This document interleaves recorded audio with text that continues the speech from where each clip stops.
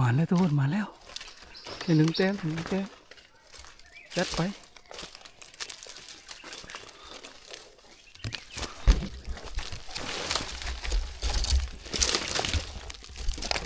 โอ้หกฮะ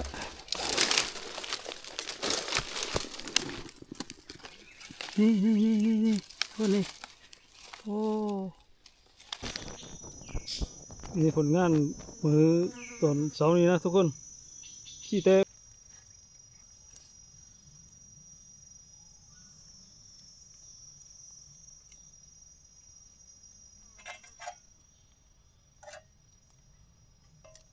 มาทุกคนเข้าแล้วมาธรรมชาติกินกับต้นไม้นี่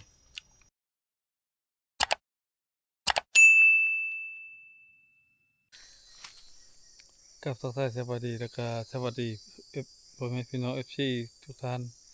ที่ติดตามรับชมวันนี้เนาะเสาร์ประมาณ5 โมงกว่าทุกคนเราก็จะได้ออกไปหาอยู่หากินเนาะตามเป้าวิชาเดิมเนาะไปเรื่องกันติดตามมาชมว่ามันสิมานบ่เนาะเดินทางกันทุกคน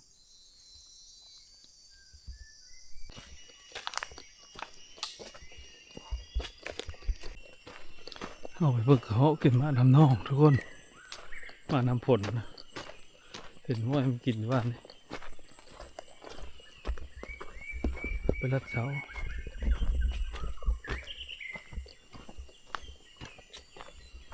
ไปช่วยแล้วมันกินอิ่มเนาะเนาะนะไปเสาๆนะ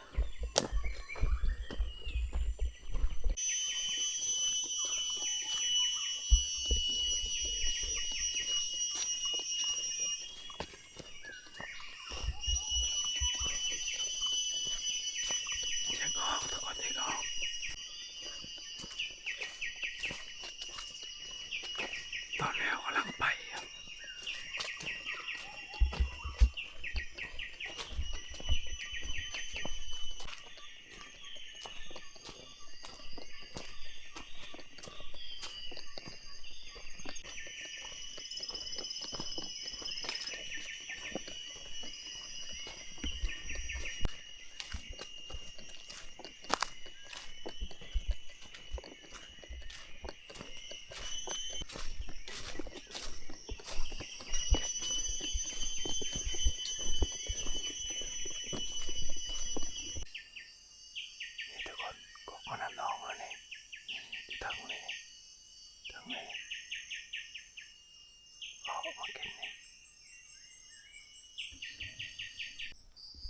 ก็มากินทุกคนเป็นแต่นกน้อยๆบินอยู่นกแล้วมากินเนาะ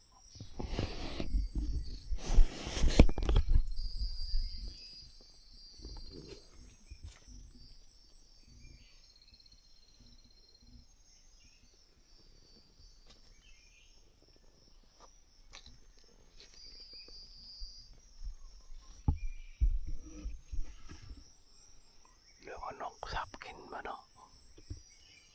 บ่เห็นก็จะนั่งแล้วถ้าโดนละ30 นาทีละบ่เห็นก็เข้ามาเห็นแต่นกเป็นเยอะมาแล้วทุกคนมาแล้วเป็นหนึ่งแต้มจัดไป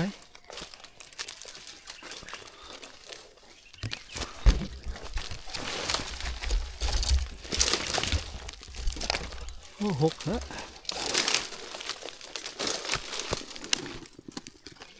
นี่พวกนี้โอ้รีบทุกคนจัดไปมันประมาณแล้วจัดพวกน้อยแล้วพอได้กินปีกินเถอะครับทุกคน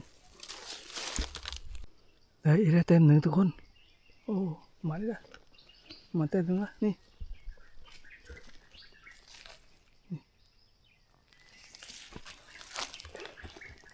เต็มที่สองคนเลย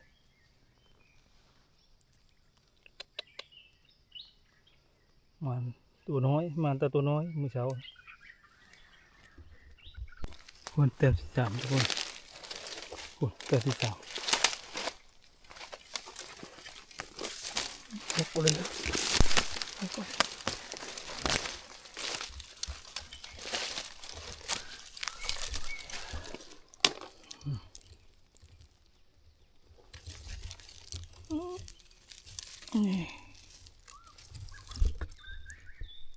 ต้มชี้เลยทุกคน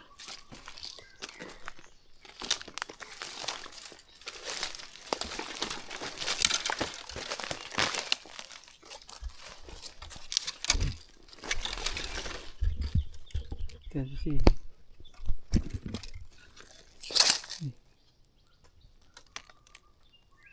ยังหมดตายแล้ว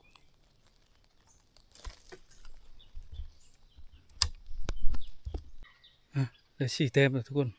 วันนี้เรากลับไปที่พักแล้วก็นึ่งข้าวเพื่อกินที่อยู่กินข้าวก็วันนี้ช่วยเยอะอากาศต้นไม้อันนี้แหละทุกคนใช้ต้นบกเลยต้นไม้บกต้นไม้ยกใหญ่นี่เอาไปกินอยู่นี่โอ้กินอยู่นี่นี่เป็นปานอย่างกับมีที่พักทุกคนครับเพื่อนเขาพักอยู่นี่ทุกคนหลายปีเลยนี่เปลี่ยนเบิร์ดแถวนี้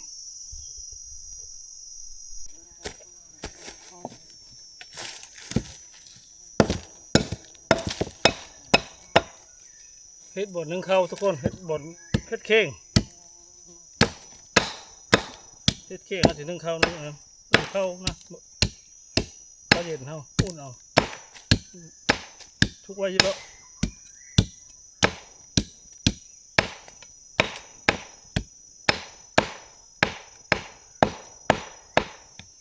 เข่งข้าวมานึ่งนะนี่โต๊ะ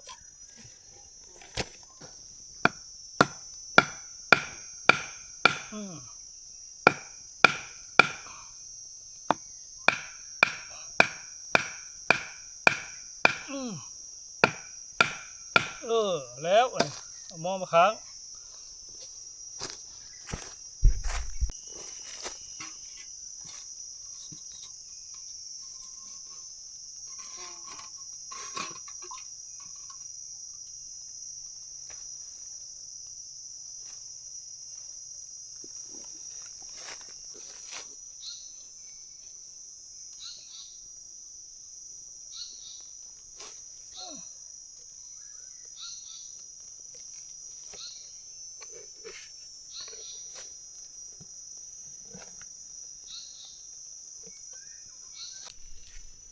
ตัวนี้เราล้างให้ได้งงแกงทุกคนนี่เพราะว่าจะมันหนาวมันจะเปื่อยมันเทินแกงให้ได้งงนี่จะเจ้านกเอาจี้ขางไว้เพราะมันมั่งนกหนูนะ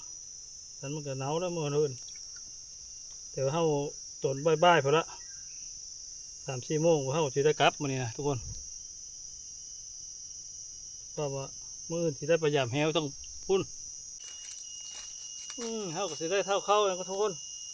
เท่าชนิดด้วยเลยทุกคนเลยเท่าใส่กล้องมันนี้ได้ไหมเบิ้งสิเป็นไปได้บ่อึ๊บนี่ฉลาดหมดทุกคนปกติทุกชุกละ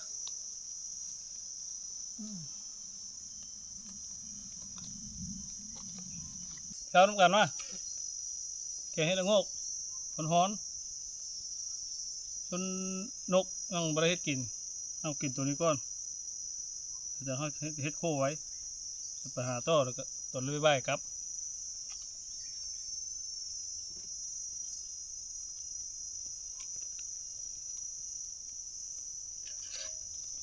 คืนนี้บริกินเท่าแรงเลยทุกคนเลยมาฮอดแล้วอัน5 ทุ่มกว่าเอากับนอนเลยบริกินข้าวเลย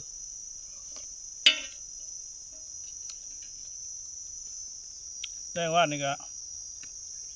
เอาข้าวใส่ถุงไปแล้วก็ย่ำไปพร้อมกินพร้อมเลย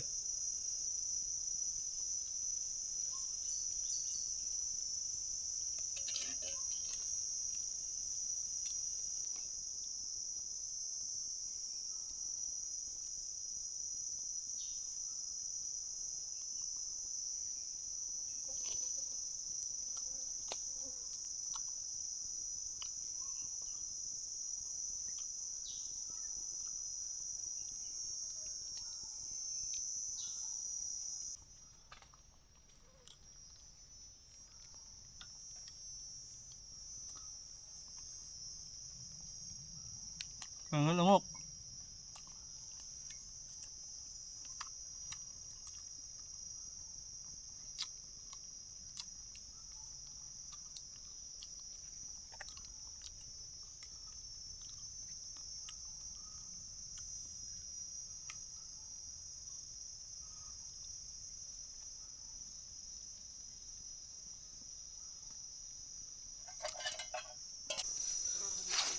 เขาอิ่มเขาก็จะได้นกขนนกนะทุกคนโอ้พยายามมันหนาว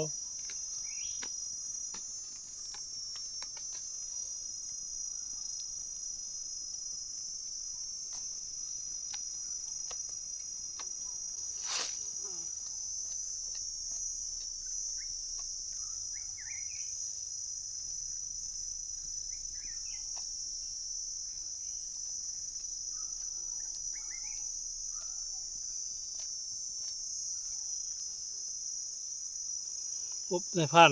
แก้วเพิ่นแก้วมันหน้าเพิ่นกินนี่กะเพิ่นก็ได้3 ตัวขึ้นในมือวาย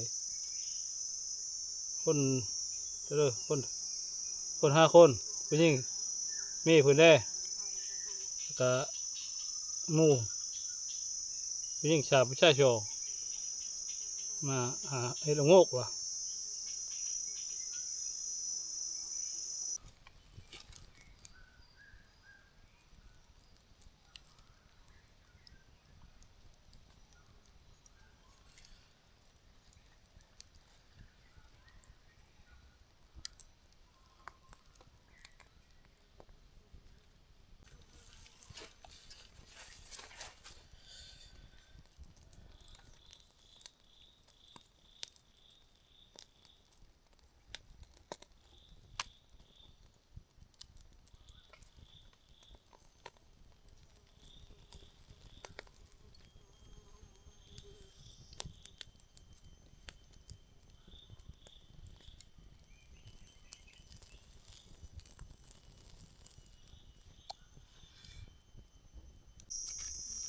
โชว์เลยเรียบร้อย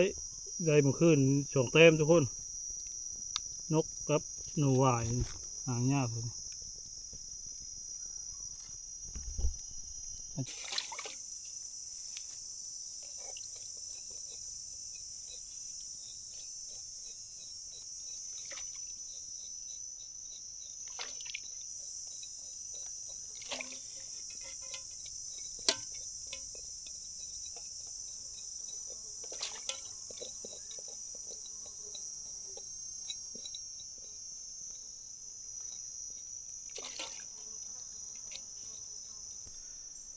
หลังจากกินข้าวอิ่มแล้วก็ได้โคที่เขาได้เมื่อคืนนี้ทุกคนหนูตัวนึงแล้วก็นกหนูหวายตัวนึงก็นกขบุกตัวนึงแล้วก็เนาะที่ได้จบเพลงแค่นี้นะทุกคนนะคลิปจะรับคลิปวิดีโอนี้จะได้จบเพลงแค่นี้เนาะรอติดตามคลิปวิดีโอหน้าเนาะ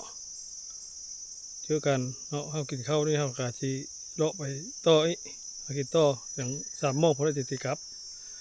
เนาะขอขอบใจน้ำทุกท่านที่ติดตามแล้วก็รับชมเนาะที่คอมเมนต์เนาะให้ขอให้มี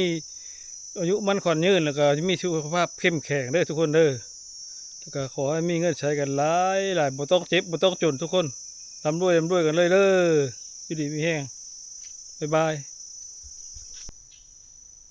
ไปรถเช้ากันให้ทุกคน